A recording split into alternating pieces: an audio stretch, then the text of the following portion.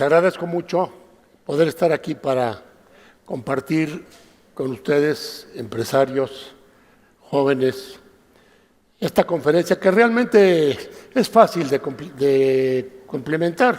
México competitivo en el entorno político y económico actual, o sea, una bobada. Yo podría resumirla en dos palabras. El asunto está igual que el nombre de la hacienda a la que se quiere retirar AMLO. No sé si saben ustedes ese nombre. Bueno, desde que me retiré formalmente de los negocios en el año 2012, he procurado dedicar buena parte de mi tiempo en compartir las experiencias de mi ya larga vida profesional con jóvenes estudiantes y con empresarios, esperando que alguna idea o circunstancia que me tocó vivir les sean útiles en su desarrollo profesional. Los emprendedores aquí presentes y yo mismo hemos sido afortunados al sacar adelante y poder crecer nuestras empresas porque tuvimos la oportunidad de estudiar en buenas universidades, de iniciar negocios que resultaron exitosos, gracias desde luego a nuestra capacidad y conocimientos, pero también y sobre todo a que nuestro país ha sido un campo propicio para el desarrollo y para el éxito. Hay paz social, hay estabilidad económica, hay un gobierno legalmente constituido y en general hay condiciones que nos permiten invertir, crecer, hacer utilidades y consolidarnos. Como ustedes saben, esto no es general en América Latina. Hay colegas empresarios que tuvieron que abandonar su país en los años 60 con motivo de la Revolución Cubana y mucho más recientemente el caso de Venezuela y muy cercano ahora Nicaragua. El talón de Aquiles de México era lo que llamó alguna vez Vargas Llosa la dictadura perfecta y Enrique Krauss la democracia con adjetivos. Pues cada 6 años, antes de las elecciones, sabíamos exactamente quién sería el próximo presidente y que no existirían cambios importantes en las políticas gubernamentales. Se negociaba con el presidente o con sus ministros. El Congreso y el Poder Judicial generalmente atendían las recomendaciones del Ejecutivo y el PRI tenía un perfecto control de la situación y de las elecciones. El año 2000, un partido de oposición desbancó al insustituible PRI. Gracias a la clarividencia y prudencia de un presidente del PRI, que aceptó que su partido había perdido las elecciones y hubo un cambio de poderes, nombrando por primera vez en más de 70 años un presidente de la oposición, Vicente Fox del PAN. También se creó el Instituto Nacional Electoral, que ha resultado ser un elemento definitorio para que las elecciones sean confiables en gubernaturas, presidencias municipales, diputaciones, senadurías, gobernaturas de los estados y, por supuesto, en la presidencia de la República. Hoy gana el que tiene más votos y la diversidad de partidos que gobiernan a lo largo y ancho del país así nos lo confirma. Ya somos una democracia sin adjetivos, pero joven, apenas tenemos 18 años y hay mucho que aprender, porque como dijo Winston Churchill, la democracia es el peor de los sistemas políticos, con excepción de todos los demás. España, que nos es muy cercana y que inició su democracia en el año de 1977, después de una dictadura de casi 40 años, tuvo una transición tranquila y sin aparentes problemas durante los primeros 5 años. Pero en el sexto, un grave conato de golpe de Estado en el que un grupo de guardias civiles armados, dirigidos por el coronel Tejero, invadió el Congreso de los Diputados y secuestró a todos los asistentes, incluyendo al presidente de gobierno, mantuvo en vilo el país por muchas horas. Querían restaurar la dictadura de Franco a través del ejército, Por fortuna no fue así, y hoy España es un ejemplo para Europa y para el mundo en su democracia. Ojalá y pronto llegáramos a un estado como este sin tener un caso tan dramático como el español. No podemos esperar que nuestra democracia tan joven, apenas en la adolescencia, no tenga escollos. Desgraciadamente, durante esos 18 años, no se han resuelto problemas tan grandes como la corrupción, la falta del Estado de Derecho y, como consecuencia, la impunidad de los culpables. Si a esto añadimos el narcotráfico y la violencia, parece que estamos al límite. Ustedes habrán oído a muchas personas, colegas y competidores, decir que estamos muy mal, que este país no tiene remedio, que el gobierno es una facha, que la corrupción nos está acabando. Y tal vez sea cierto, pero las cifras macroeconómicas y nuestros balances dicen una cosa muy diferente. A pesar de los malos gobiernos y de todos nuestros problemas, México sigue adelante. Me gustaría que los que hablan de esa manera hubieran vivido en carne propia lo que pasamos los empresarios en aquellos terribles años de los 70s, los 80s y los 90s. Ahí sí hubo crisis. México es fuerte, sus empresarios eficientes y luchadores, su fuerza de trabajo extraordinaria y su población civil trabajadora y siempre con ganas de progresar. Solo un pequeño grupo de delincuentes, narcotraficantes, corruptos y corruptores son los que están deteniendo nuestro crecimiento. Quiero que quede muy claro que en el caso de la corrupción hay dos partes: el que da la mordida, que es el corruptor, y el que la recibe, que es el corrupto. Ambos son igual de culpables y ambos deben ser castigados. Desgraciadamente, se ha vuelto una costumbre entre algunos empresarios, personas de la sociedad civil y autoridades utilizar este sistema de manera frecuente y rutinaria. Esto tiene que acabarse porque es el principio de la corrupción. Y mientras no se corrijan esas pequeñas cosas, esa mordida a la gente de tránsito, esa mordida al que te quiere hacer un trámite y que casi te le exige, mientras todo eso no se corrija, pues va a ser muy difícil que México salga adelante eliminando la corrupción. Y evidentemente no como cree el señor López Obrador, que siendo él bueno, todo el mundo va a ser bueno. Bueno.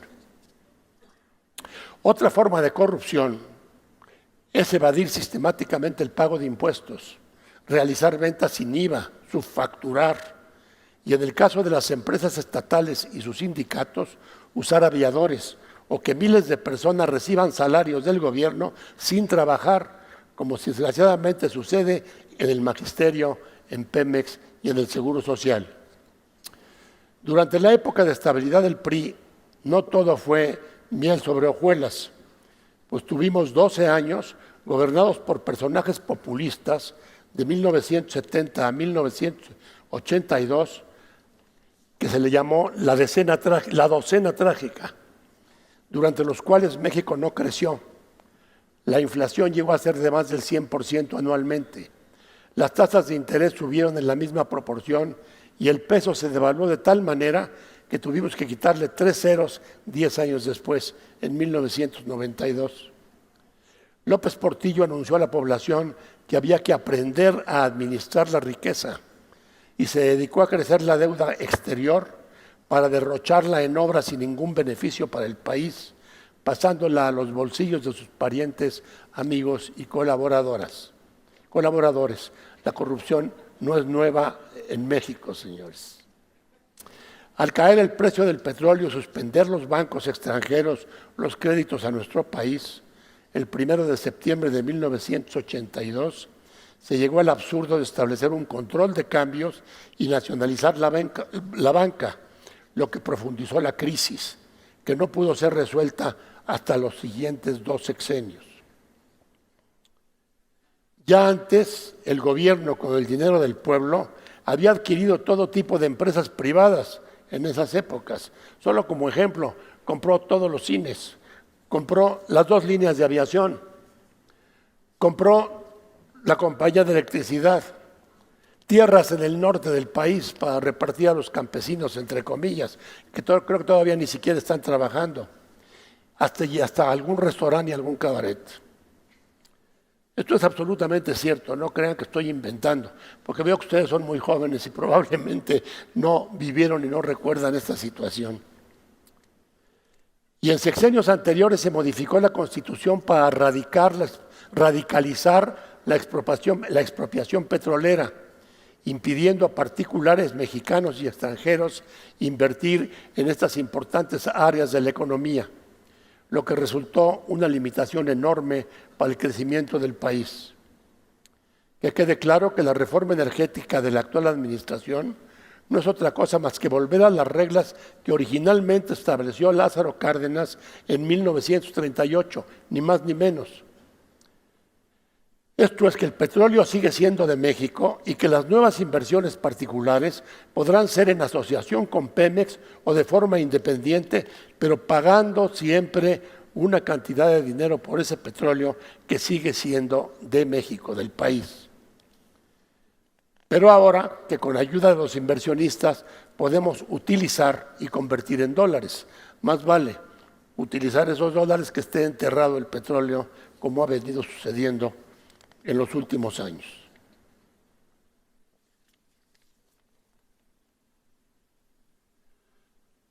Ahora, en lugar de invertir en explotación y perforación, se quiere usar el dinero para nuevas refinerías que a la larga serán obsoletas. En estos años se vio claramente que una democracia siempre es mejor que una dictadura, aunque sea perfecta. Durante más de 10 años, los siguientes gobernantes priistas lo único que pudieron hacer fue tratar de corregir el desbarajuste que se había creado y perdimos otros 8 años con crecimientos mediocres y falta de inversión. En populismo en México, de los 70 y los 80, retrasó nuestro crecimiento 20 años. Al llegar la democracia sin adjetivos en el año 2000, México estaba limitado para crecer porque el gobierno no invirtió lo suficiente en la industria de energéticos, no había dinero. Y la producción de petróleo y sus derivados inició una reducción paulatina pero constante que hoy ha llegado a mínimos históricos. Por ello, la reforma energética promovida y aprobada por el Congreso a principios de este sexenio fue importante y necesaria. Decenas de miles de millones de dólares han entrado y seguirán entrando al país y su limitación o cancelación sería gravísima para la economía del país y para su crecimiento. La falta de firmeza de los gobiernos democráticos incrementó la delincuencia y la impunidad que estamos viviendo ahora, pues a los delincuentes no se les detiene, no se actúa contra ellos. La policía ha sido pasiva en lo que se refiere a los robos a Pemex, los huachicoleros y los asaltos de trenes y los crímenes de la delincuencia organizada. Esto está creando una situación muy delicada. Lo peor de todo es que esas bandas armadas utilizan mujeres y niños a los que sobornan permitiendo que también roben, sobre todo en los trenes y camiones, usándolos como escudos para evitar que los enfrente la policía o el ejército. Auténticamente están prostituyendo a nuestro pueblo. Estamos viviendo un momento complicado porque la democracia tiene sus riesgos y el más grande hoy es que el populismo, que está tan de moda y en auge con el señor Trump, retorne a México si nos equivocamos el 1 de julio. La memoria popular es muy corta y pocos recuerdan esas épocas. Los jóvenes de hoy no las vivieron.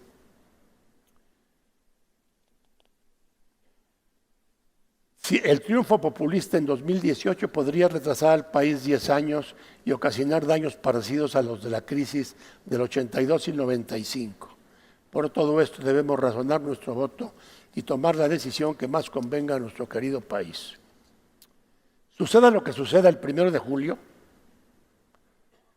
los empresarios que armamos a México tenemos que seguir trabajando e invirtiendo para hacerlo más grande y en todo caso apoyar a la nueva administración, sea cual fuere, porque tal vez esa administración a la que aparentemente le tenemos tanto miedo, como está formada por un grupo muy dispar de partidos, personas, etcétera, nos puede dar una sorpresa favorable de que no se va a ir por el camino del populismo.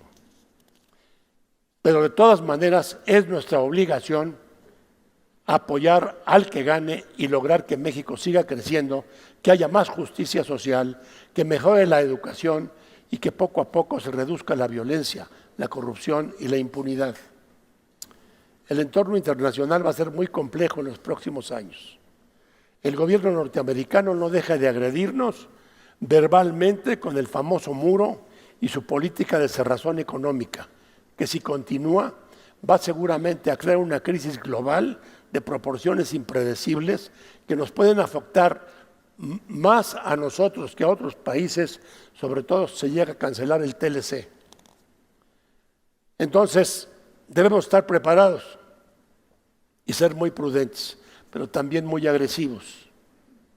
Lo primero, estar unidos y trabajar con el gobierno en turno sin rencores, buscando siempre lo mejor para México.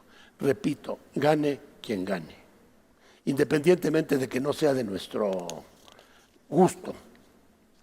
Segundo, diversificar nuestras exportaciones buscando aliados en Latinoamérica, Europa y Oriente. La negociación con Estados Unidos va a ser compleja y más vale que busquemos otros mercados con gente que sí nos quiere.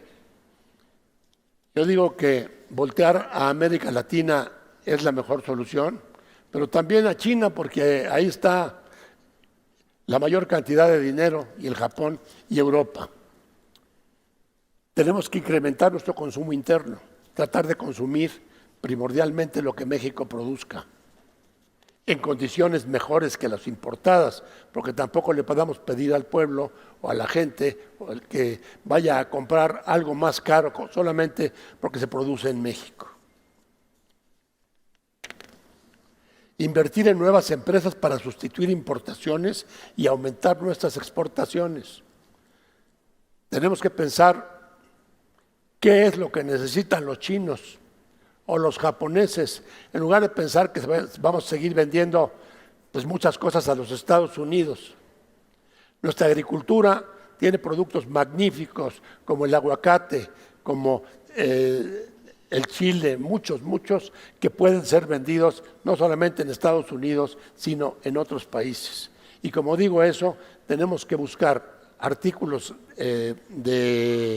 industriales que puedan ser útiles en otros países. Más del 80% de nuestras importaciones y exportaciones están con los Estados Unidos.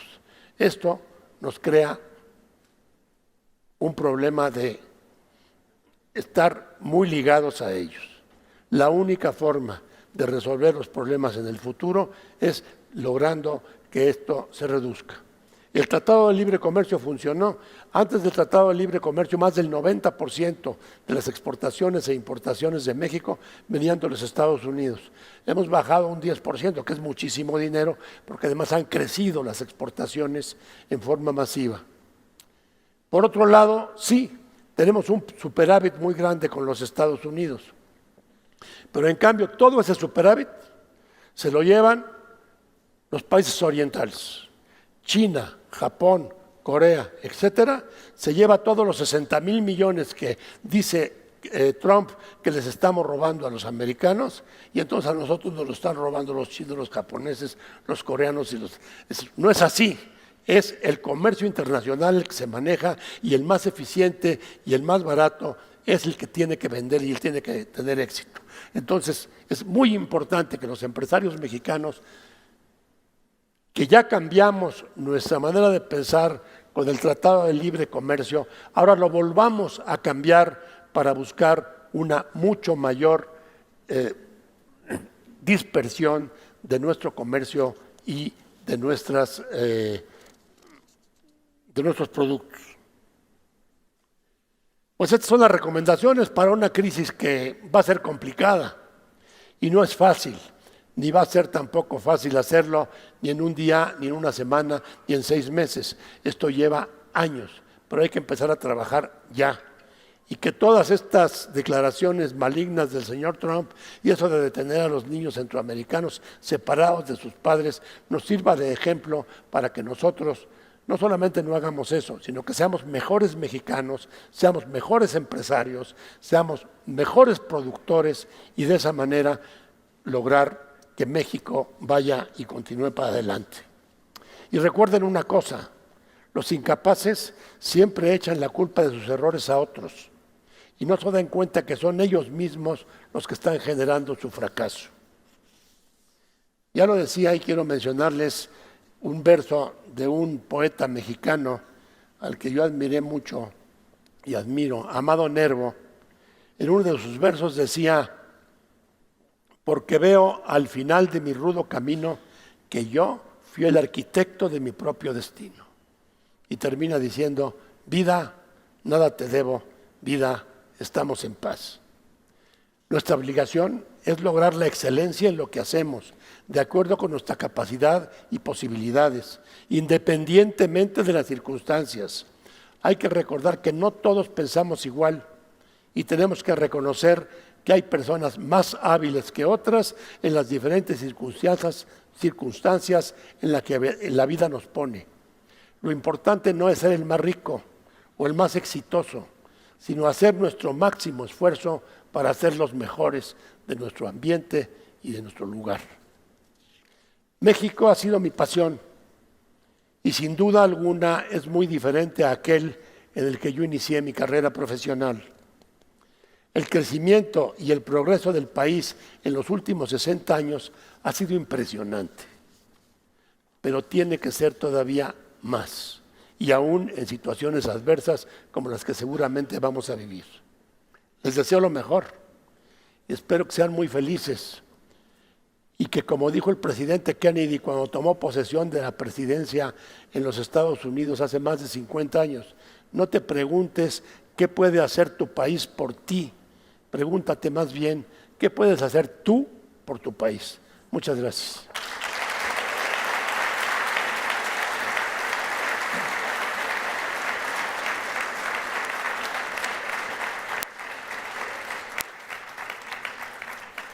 Muchísimas gracias, don Antonio. ¿Nos regalaría 2 preguntitas por parte del público? Sí, cómo no. Para finalizar. ¿Alguien? Atrás, la señorita.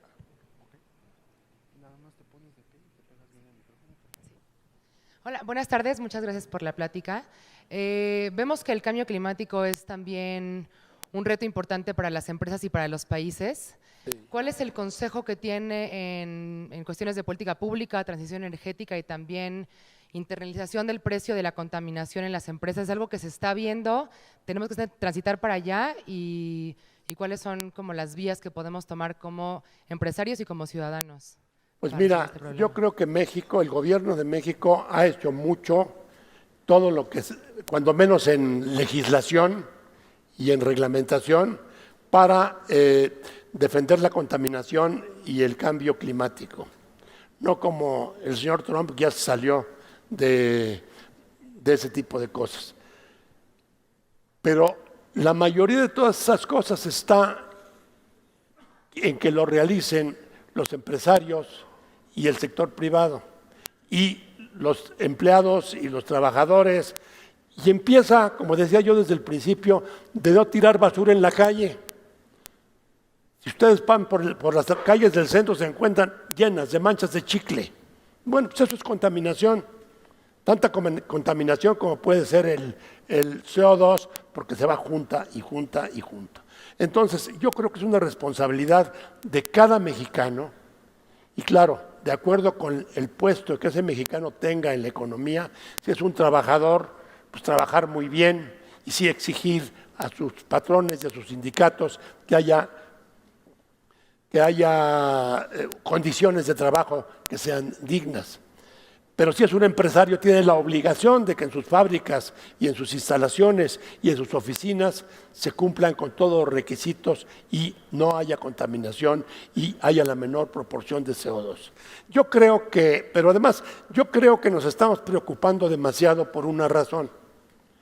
la tecnología va a acabar a la larga o a la corta con la contaminación, porque es demasiado grave. Ya tienen ustedes los molinos de viento que sirven para generar electricidad limpia, ya tienen ustedes todos los paneles solares que permiten que la luz del sol nos dé electricidad, y eso va a ir cada día mejorando y abaratándose de precio. Entonces, yo creo que en 10 años, o en 15 años, o en 20 años, ya no vamos a hablar de eso.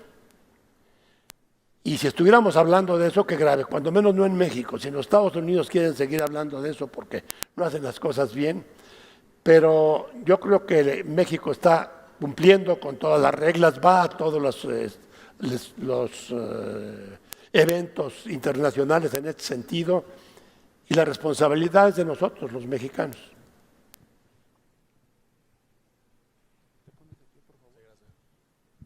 Don Antonio, gracias por su plática.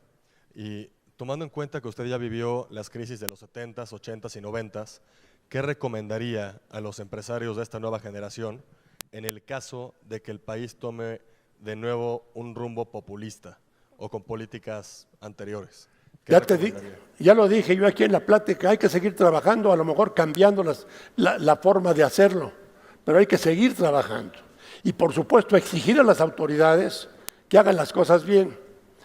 Va a ser muy difícil, creo, que López Obrador pueda cambiar la estabilidad económica del país y que pueda gastar mucho. Está la independencia del Banco de México, en fin, están todos los banqueros internacionales que no prestarían dinero a México o no invertirían si se hacen las cosas mal hechas. Entonces lo que tenemos que buscar es que no lleguemos a eso. Si gana López Obrador, como dicen que es lo más probable, que no lleguemos a eso. Que sus colaboradores no sean los radicales, sino que sean las gentes que están más cerca de la manera de pensar empresarial y de libre mercado. Hay bastantes de ahí, porque ya muchos empresarios pensando que iba a ganar se han preparado y han puesto gente ahí. Entonces, yo creo que estamos preocupando a los demás, pero hay que trabajar en ello. ¿Y cómo? Pues es muy difícil decirlo, porque quién sabe por dónde vayan los tiros. Pero entonces, un empresario eficiente lo que tiene que hacer es, bueno, estaba yo por este camino y por este camino ya no puedo ir. ¿Qué otras alternativas tengo? Si estoy exportando a Estados Unidos, pues ahora voy a exportar a Colombia. O si no puedo exportar a Colombia, voy a exportar a China. En fin, o voy a ser más eficiente para bajar mis precios y poder vender más y que haya más consumo interno. Es muy difícil dar recetas. Yo ya les di aquí unas de tipo general, que claro, no son tan fáciles de cumplir, pero muy bien. Gracias. Hola, buenas tardes. Muchas gracias por compartir con nosotros su experiencia. Creo que la mayoría de aquí conocemos su trayectoria y la admiramos muchísimo. Conocemos sus éxitos, se ha convertido en un gran ejemplo a seguir para nosotros como mexicanos. Pero me gustaría saber de algún fracaso o algún error que fue el más significativo para usted y que lo hizo realmente abrir los ojos. ¿Cuál fue el fracaso del que más aprendió? Mira, he tenido muchos, porque la vida es así. De repente te vas para arriba y de repente te equivocas y te vas para abajo. Lo importante no es que fracases. Vamos a fracasar porque como seres humanos todos tenemos errores y no todo puede ser perfecto. Hasta el más genial de los empresarios como Slim se equivoca. Yo le conozco bastantes de sus errores. Lo importante es equivocarse poquito y acertar mucho. Entonces, más que los fracasos, mira, bueno, me nacionalizaron un banco. Pensé irme de México porque le tuve miedo a López Portillo y al final decidimos quedarnos y trabajar y volver a rehacer todo lo que nos habían quitado y afortunadamente lo logramos. Entonces, más que te platique de mis fracasos, te diría que lo importante es levantarse, porque nos vamos a equivocar, nos vamos a caer Y no hay que quedarse en el suelo, porque si te quedas en el suelo ya se acaba tu posibilidad de éxito, se acaba tu posibilidad de vida. Entonces, si me fue mal, corrijo, veo, a lo mejor me equivoqué y no puedo ser empresario y puedo ser en cambio un funcionario público o un funcionario privado muy exitoso. Entonces, cada persona debe analizarse a sí mismo, a sí misma, y decir qué es lo que me gusta, qué es lo que quiero hacer. Y si me sale mal, volver otra vez y así y así. Lo más importante en la vida es auténticamente ser feliz. Y para ser feliz hay que hacer lo que a uno le gusta. Yo he sido feliz como empresario porque me ha gustado desde que tenía 15 años. Entonces, les recomiendo a ustedes lo mismo. Hagan cosas que los hagan felices. A ver, una última. Una última pregunta, a ver aquella muchacha. Una última pregunta. Yo quisiera preguntarle un problema a futuro no muy lejano sobre el envejecimiento de la población y las pensiones. ¿El qué? Envejecimiento de la población y los problemas de las pensiones. Sí. Mira, está medio resuelto porque en la época del doctor Aspe, que vino a decirles aquí una plática en la mañana, se crearon las AFORES. Las AFORES resuelven el problema de pensiones de todos los trabajadores privados. El problema básicamente está en los trabajadores públicos que, si bien tienen su ISSSTE, creo que se llama, no están todavía bien reservados y representa una cantidad de dinero muy grande crear esa provisión. La solución es relativamente fácil. Hoy la gente vivimos más. Hoy yo voy a cumplir 80 años y todavía me siento con ganas de hacer cosas. Entonces, la gente se está retirando en Pemex a los 52 o a los 55 años. No hay dinero que alcance para eso. Entonces, lo que hay que subir es la edad de las obligaciones, de las pensiones, pues si era a los 55 a los 60, y si era de los 60 a los 65, y si es a los 65 a los 70. La gente hoy a los 70 años está, yo diría que mejor que cuando tenía 60 porque tiene mucho más experiencia. Entonces, mi sugerencia es esa. El problema de las pensiones de los trabajadores privados está resuelto, hay que resolver, y eso pues es cuestión del gobierno y de hacer las cosas bien, la de los trabajadores públicos, de algunos trabajadores públicos. Y mi solución es subir la edad de las pensiones. Y la otra, que también ya la sugirió, creo que Slim, es, pues, porque también va a faltar trabajo, porque con toda la tecnología que hay, pues se están quitando muchos empleos. Entonces, a lo mejor la fórmula también es reducir las horas de trabajo para que haya más gente que pueda trabajar. En fin. Pero yo diría que hoy en día es uno de los problemas muy importante, pero menos importante o menos urgente que resolver, que hacer que la economía permanezca, que el crecimiento del país continúe y que siga habiendo inversión extranjera y siga habiendo una balanza comercial positiva o no tan negativa con la mayoría de los países y no solamente con los Estados Unidos y